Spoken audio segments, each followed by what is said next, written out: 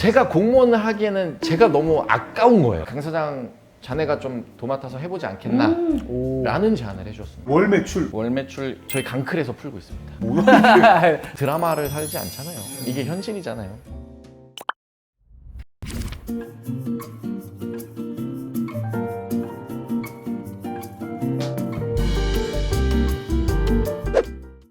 김진수! 이시안의 빨간 토끼! 네, 여러분 반갑습니다. 오늘 모실 초대 손님의 키워드로 또 이시안의 지식을 뽐내는 시간입니다. 이시안의 지식 탐구 빠밤! 그 원양어선과 네, 원양어선. 연안어선의 차이 아세요? 원양어선은 일단은 멀리 나가는 네, 걸 거고 네. 그 다음에 연안어선은 아무래도 근해에서 하는 건가요? 네. 끝이? 네, 끝이에요. 뭐야?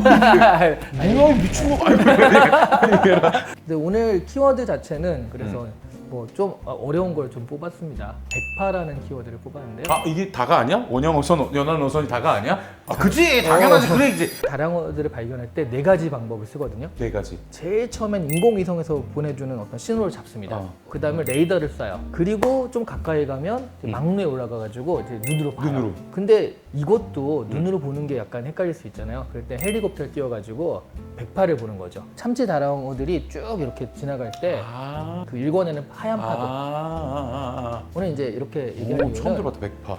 초기 커리어 자체 원양어선을 타시고 아 진짜 타보셨던 이렇게 분. 시작하셨던 분이라 이렇게 좀 뽑았습니다. 아 그랬구나. 오. 강남역 클래스의 강혁주 대표님 모시겠습니다. 네 모시겠습니다. 네 반갑습니다.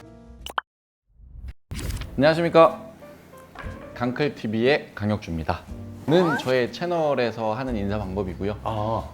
저는 현재 강남역 부근에서 순대국밥집을 운영을 하고 있고요. 현재는 직영점 4개, 가맹점 14개, 총 18개의 프랜차이즈 대표를 하고 있고요. 전국적으로 있나요? 지금 서울 경기권으로만 있습니다. 가게 하나당 월 매출 1억을 찍고 있는 가게들이 좀 많이 있어요. 월 매출 월 아니 나 이거 이렇게 순간 내가 개인 줄 알았어. 월 매출. 월 매출 1억이고요. 작년 연매출이 70억 정도 돼요. 야, 왜 이제 나온 거예요? 왜? 해양경찰 공무원 특채를 준비하셨다는데 네. 군복무를 해양경찰 전경으로 군복무를 대체를 했습니다. 이제 그러다 보니까 해양경찰 공무원으로 들어갈 수 있으면 네. 더욱 좋겠다라는 생각, 어떤 사업에 대한 생각을 갖기 전에 이제 공무원 준비를 했었죠. 안정된. 네. 2년 2년 좀 넘어서 준비를 하다 보니까 네. 공채도 어렵고 특채도 어려워서 또 다른 입시 전형을 보니까 전경 특채가 아닌 해기사 특채라는 게 있었고 해기사라는 것은 쉽게 말해서 배 운전면허증이에요.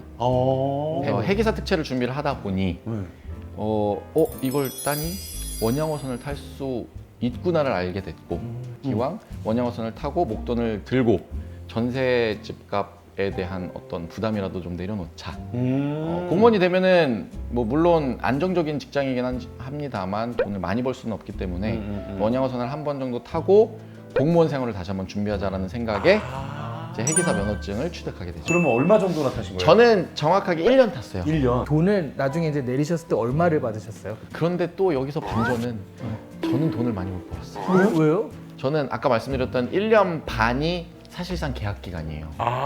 계약 기간을 못 채워서 못 채우고 1년만 타고 내렸기 때문에 많은 돈을 받아갖고 내리지는 못했습니다. 그래서 그래서 저는 7천만 원을 챙겨갖고 내렸어요.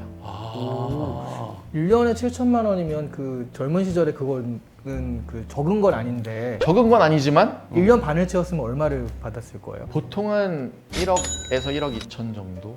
그러면 그렇게 해서 이제 7천이라는 목돈을 딱 벌고 처음에 이제 일을 시작하신 거예요? 배를 중간에 내리게 된 이유가요. 저희 아버지가 그때 그 당시에 현재도 마찬가지입니다. 강남역 부근에 주차장을 임대를 받아서 주차장 사업을 그때부터 지금까지 하고 계셔요. 주차장 운영을 잘 하셔가지고 옆 건물의 건물주가 우리 것도 맡아서 해줬으면 좋겠다. 그래서 저희 아버지가 저한테 SOS를 치셨어요. 너 이제 와서 일 같이 하자. 네. 그래서 근데 원래 공무원을 하려고 그걸 탄 거잖아요. 이제 배를 타고 보니까 제가 공무원을 하기에는 제가 너무 아까운 거예요. 세상이 스스로가. 넓고. 이게 그냥 눈이 깨어진 거죠. 공무원은 너무 작지 않을까? 그래서 그러면 아버님하고 같이 이제 주차장 사업을 하신 거예요? 맞습니다. 오. 이제 아버지와 주차장 사업을 네. 사실 배 타기 전에 공무원 준비를 할 때도 간간히 아버지를 도와드렸었죠. 사실 저희 아버지가 20대 때 삼성맨이셨어요. 삼성 출신이시라서 저희는 아침에 일어나서 주차장 조회를 합니다. 그리고 일간 보고, 주간 보고, 월말 보고. 야. 저는 그때 진짜 하기 싫어서 굳이 아버지 이걸 왜 해야 됩니까? 그러면 또 아버지는 또 묵묵히 그래 이번에는 아버지가 할게. 아버지가 또 해오신 거 보고 제가 보고 배우고 이제 와서 보니까 저의 그 시기가 없었으면 제가 지금의 회사들을 이렇게까지 키울 수가 없었을 거예요. 야, 아버님이 큰 가르침 주셨네요. 진짜. 너무 감사하죠. 결국 아버지랑 주차장 사업을 한 게 아니라 순대국밥집을 차리신 거잖아요. 주차장 운영을 하고 있었는데 그때 그 당시에 평안도 순댓국 저희 주차장 옆 건물에 프랜차이즈 본사가 있어요. 거기에서 직접 머릿고기도 삶고 순대도 만들고 하다 보니까 주차장 밑으로 흐르는 하수구가 막혀서 역류를 하면서 저희 주차장이 난리가 났었던 거예요. 이게 원래 싸워야 되는 판인데 이거를 잘 해결해 나가는 거를 1년에 2번을 겪었어요. 근데 회장님이 두 번째는 내려오셔서 너무 미안하다고 너무 미안하다고 근데 일 처리 너무 잘해줬다고 고맙다고 하루는 이제 회장님이 저희 이제 월주차를 하셨고 제가 이제 주차를 해드리고 나왔는데 기다리고 계시더라고요. 신논현역에 강남 2호점이 있었어요. 그래서 그 2호점을 강 사장 자네가 좀 도맡아서 해보지 않겠나 라는 제안을 해주셨습니다. 제가 식당 서빙 알바도 한번 제대로 해본 적이 없더라고요. 그래서 회장님한테 논의를 드렸죠. 식당 서빙 알바도 해본 적이 없는데 제가 과연 가능할까요? 여쭤봤는데 가능할 것이다 라고 판단을 해주셨고 그래서 제시해 주신 금액들을 좀 산정을 해서 둘러보니까 그때 그 당시에 보증금 9천만 원 권리를 2억 3천을 부르신 거예요. 현실적으로 안 되는 거예요. 그래서 회장님 너무 감사합니다. 좋은 기회 주셔서 감사합니다만 저희가 돈이 없어서 더 좋은 기회 있을 때 또 한번 기회를 주십시오 하고 마무리를 하려고 했으나 회장님이 벌어서 갚아라. 조금 아쉬운 게 그렇다면 이거를 그렇다면 그냥 해봐라. 안 받겠다는 네, 이런 거를 꿈꿨으나 드라마를 살지 않잖아요. 이게 현실이잖아요. 저는 너무 좋은 기회라고 생각을 했습니다. 이런 기회는 다시는 오지 않을 것이다 라고 판단을 했고 그래서 시작을 했어요.